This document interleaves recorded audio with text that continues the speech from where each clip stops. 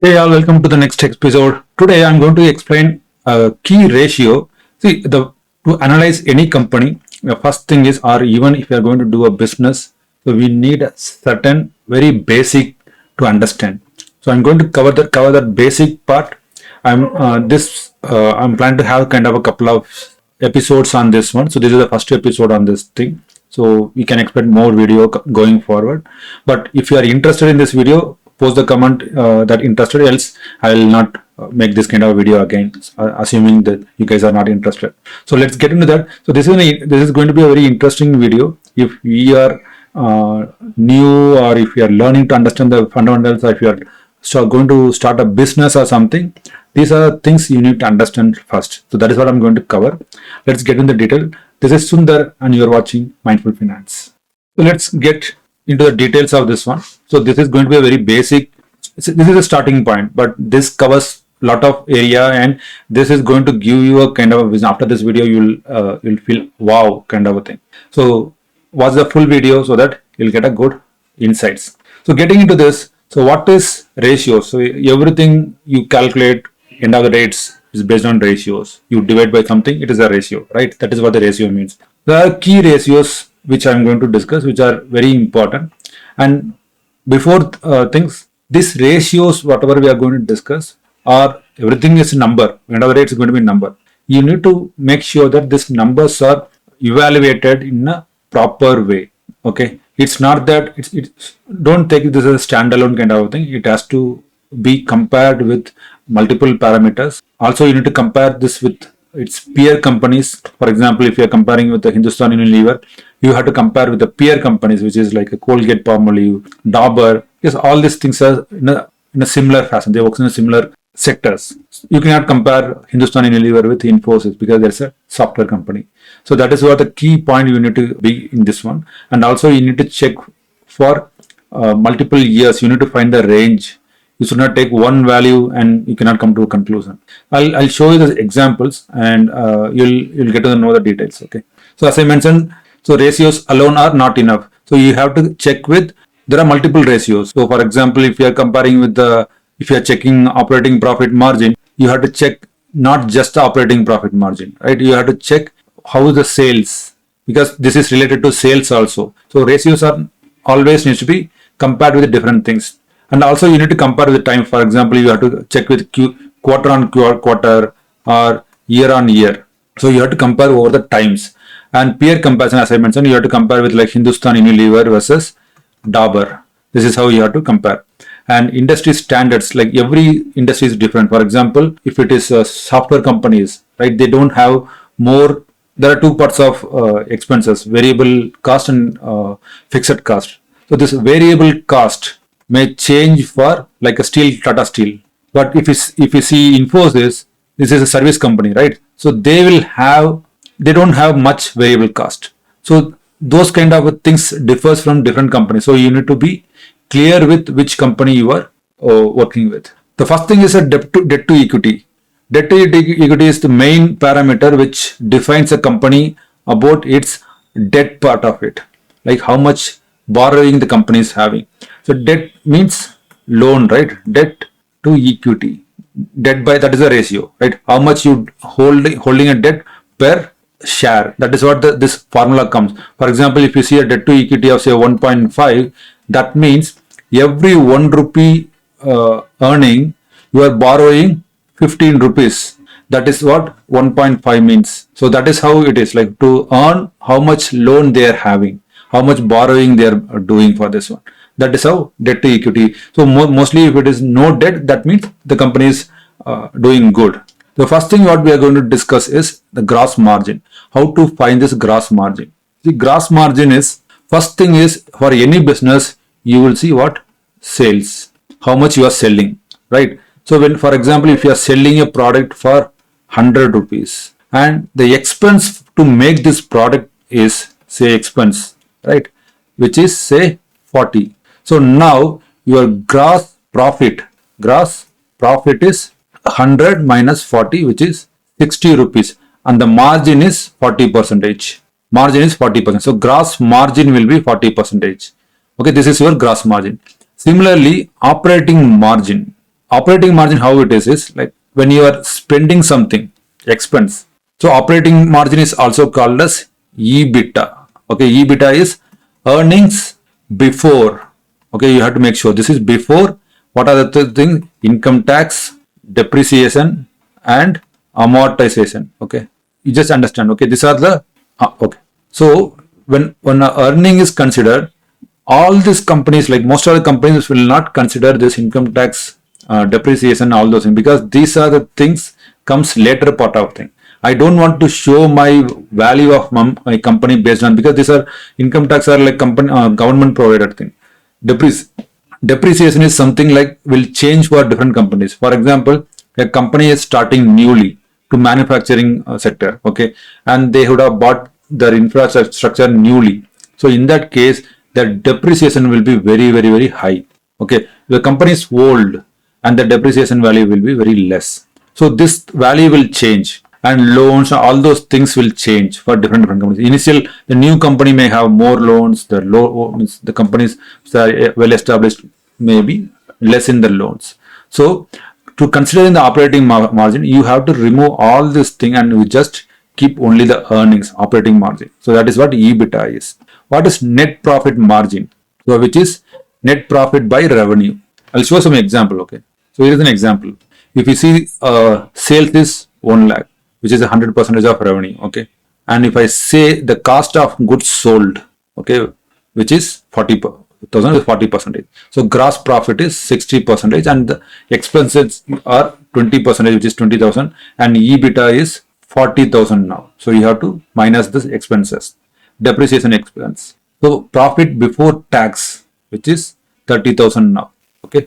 Assume the tax is 9,000, which is 30%. Then your net income will become 21,000. So now for just you sold, your revenue is 1 lakh, but your net income is 21,000. So always it will be downward. It will be reducing. Okay. It will not be like sales revenue is 1 lakh and your income will become 1 lakh 10,000 or something. Always it will be lesser than, everything will go. All the deductions go step by step. So if you see any discrepancies on any details regarding this thing, you can find out a problem in that company. So these are the high level things you have to see to find out the earnings or the income of the company, income what they are making. I'll show some sample. Let's see, take an example of ITC. Let's take an example of ITC here. Okay.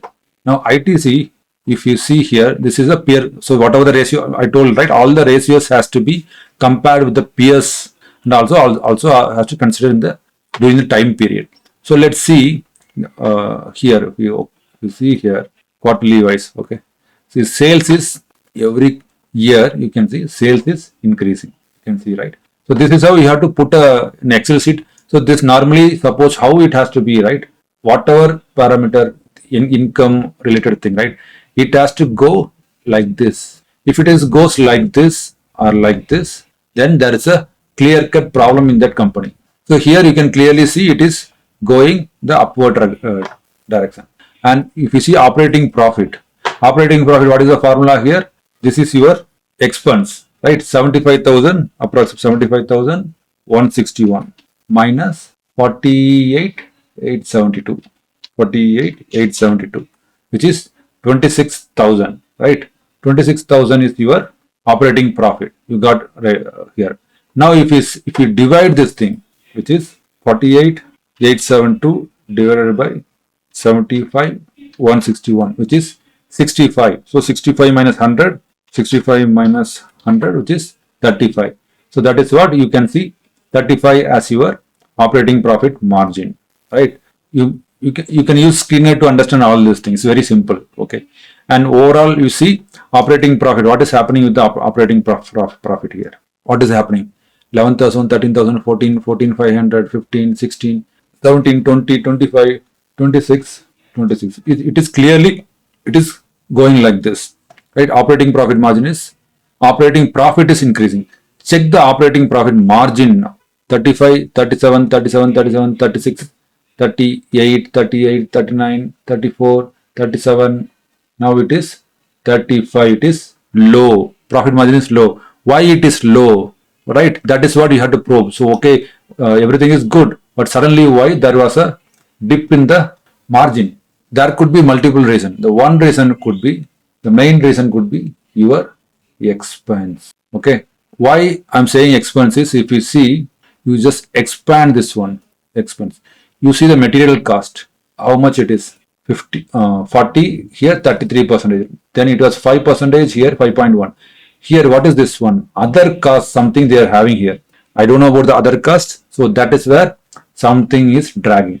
Okay, this is, so if you see between this, here it was 35,000, sorry, 45,000 is their expense. Here 44,000. If you see the material cost in March 2023, 40.9%. In 2024, it is reduced. So their material cost has reduced. That is the reason you can see from 36%, it has increased to 37%. So only way your operating profit can increase is through sales and expense. If you increase the sales, okay, your expenses stays there itself, then chances are there you are going to get a good profit.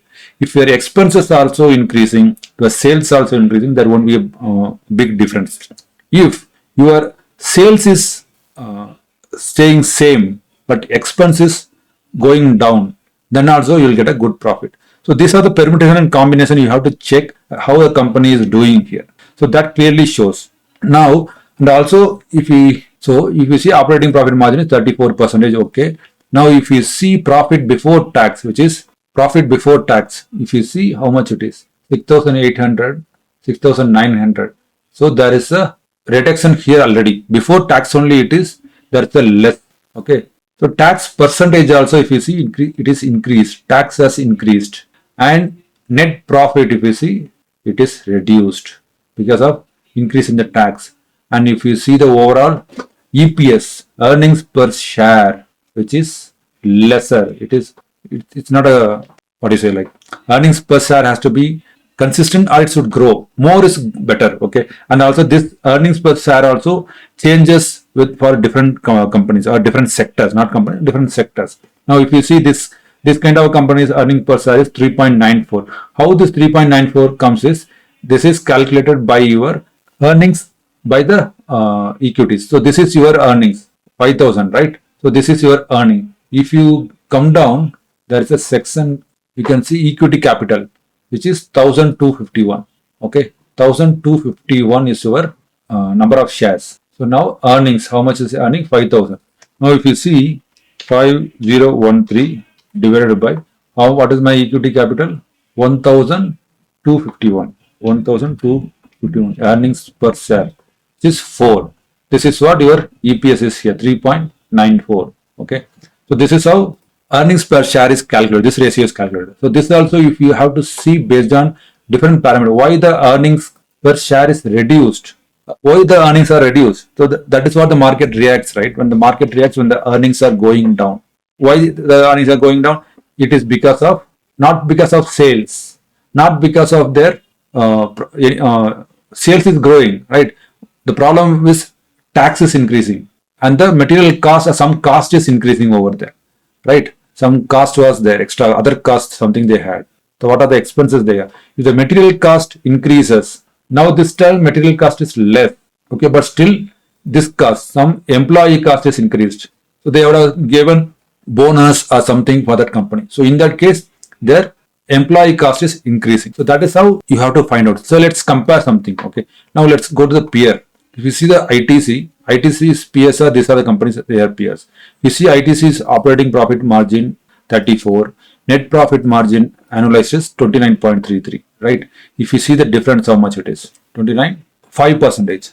Now check the other company, Godfrey Phillips, which is 19 is operating profit margin, net profit is 16, which is how much is the difference?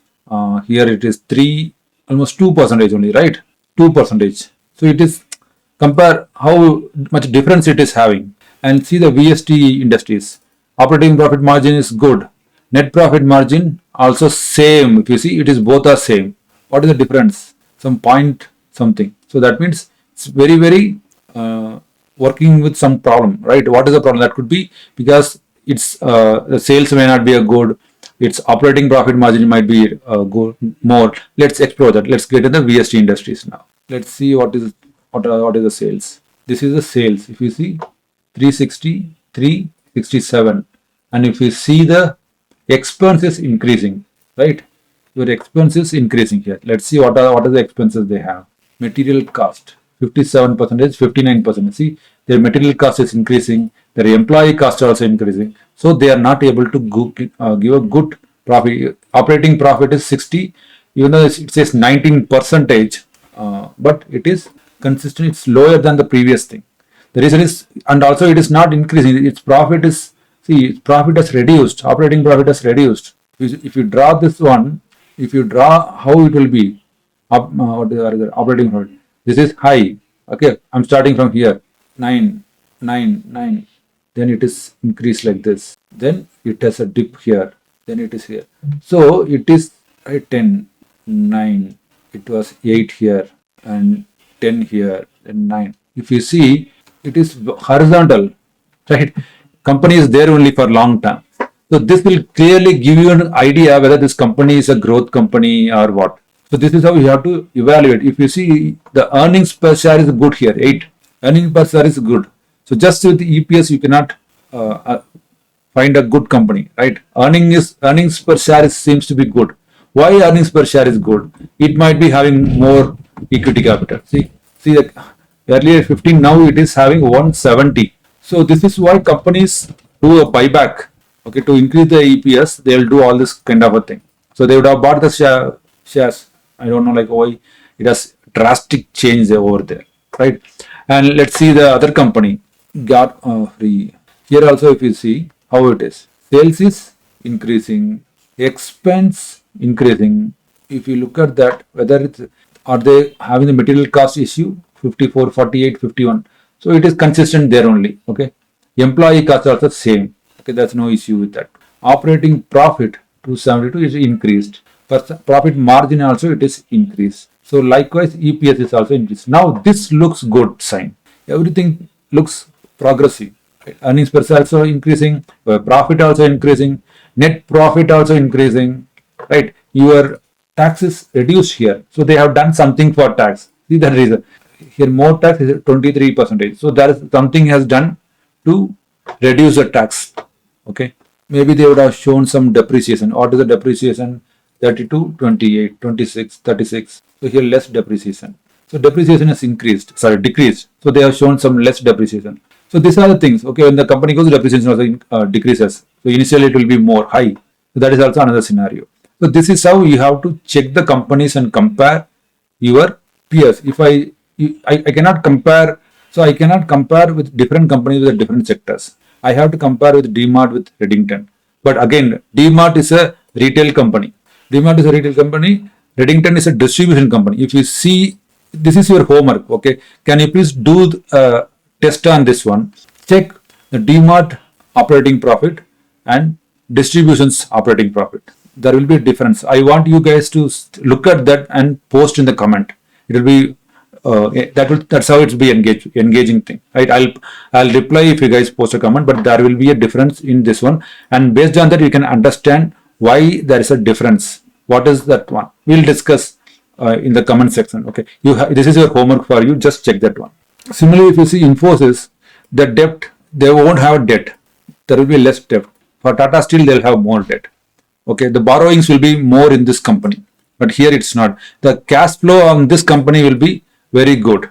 Okay, there will be positive cash flow you can see, and also here there won't be a variable cost attached to this one because there is no raw material cost involved in this one. But Tata Steel has a raw material, so this also just check and analysis and post in the comment. Okay, so that is your homework. So you got some idea about now profit, operating profit. Profit means what? Net profit means what? What is EPS? What is debt to equity? Sales, and what are the cost involved, right? All these things you have learned today. So this is my first session. We'll do multiple sessions like this to understand more about doing a fundamental analysis, and slowly we'll get into the details of how to analyze the balance sheet. So this is my first video. If you like this one, give a thumbs up, say thanks in the comment, and share it with your friends and family. And if you like it, please say you post the comment that you like this one so that I'll make similar videos. Otherwise, I'm not motivated to make this kind of a video anymore. That's the point. Hope you like this video. Give a thumbs up. Don't forget to press the notification icon so that you'll get my videos on timely manner. Thank you.